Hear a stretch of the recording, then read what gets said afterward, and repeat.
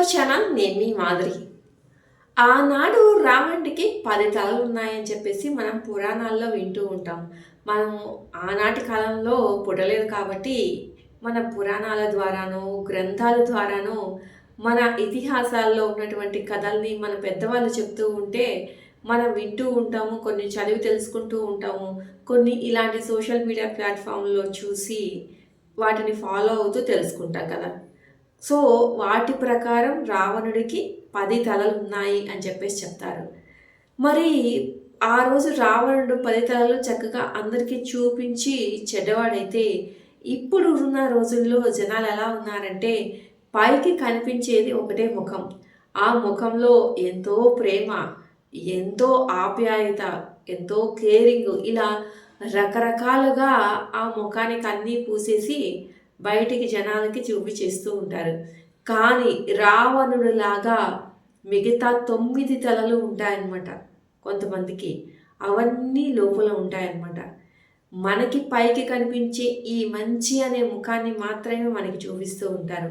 పైకి కనపడని ఆ 9 తలలని లోపల ఉంచేసి కుళ్ళు, కుతంత్రాలు, స్వార్థం, ఒకళ్ళు పైకొస్తే చూడలేనితనం, ఒకళ్ళు లైఫ్‌లో వాళ్ళ పార్ట్నర్‌తో సంతోషంగా ఉంటే చూడలేనితనం, ఒకళ్ళు అసలు ఒకళ్ళకి జాబ్ వచ్చిందన్నా వీళ్ళకి అసూయ కలుగుతదనమాట. వాళ్ళు మనకన్నా పెరిగిపోతున్నారే, ఎప్పుడు వాళ్ళు మనకన్నా తక్కువలోనే ఉండాలి, మన కనుసైగల్లోనే ఉండాలి, మన చెప్పిన మాట వింటూనే ఉండాలి.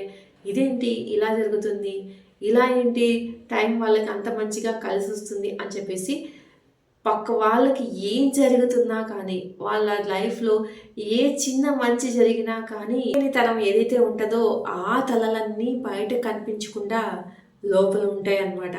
వాటి పని అవి చేస్తూ ఉంటాయి.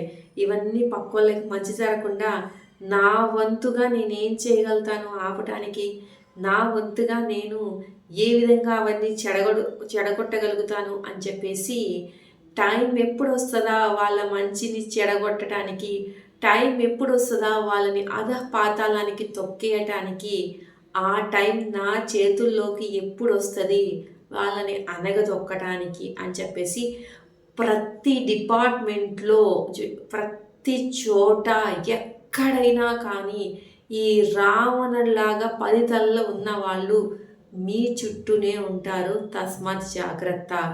ఆ ఉన్న పైకి కనిపించే ఒక తలనే నువ్వు నమ్ముకొని వాళ్ళతో నువ్వు జీవనం సాగించావంటే, ఒక ఫ్రెండ్షిప్ కానో, ఒక రిలేషన్షిప్‌లోనో, ఒక ఏ విధంగా నీ పక్కన నైబర్ కానీ ఏ విధంగా అయినా కానీ నువ్వు తెలుసుకోలేకుండా వాళ్ళతో జీవితం సాగించావు అనంటే, ఆ తర్వాత కనపడని ఆ 9 తలలు చేసేటటువంటి విన్యాసాలు మనం చూడాల్సిన పరిస్థితి వస్తది. మనకి ఎలాంటి ప్రాబ్లమ్స్ లేకపోయినా వాళ్ళు కలిగించే ప్రాబ్లమ్స్ మనం ఎన్నో ఎదుర్కోవాల్సిన పరిస్థితి వస్తుందన్నమాట. కాబట్టి తస్మాత్ జాగ్రత్తగా ఉండండి. ఎవరేంటి అనేది తెలుసుకొని మెలగండి. ఇదండి ఈరోజు వీడియో. వీడియో కనుక నచ్చితే లైక్ చేయడం మర్చిపోవద్దు. మరి ఇలాంటి వీడియోస్ కోసం వెంటనే ఛానల్ సబ్స్క్రైబ్ చేసుకొని పక్కనే బెల్ ఐకాన్ కూడా ప్రెస్ చేయండి. అప్పుడే నేను పెట్టే డైలీ నోటిఫికేషన్స్ మీ దాకా వచ్చేస్తాయి.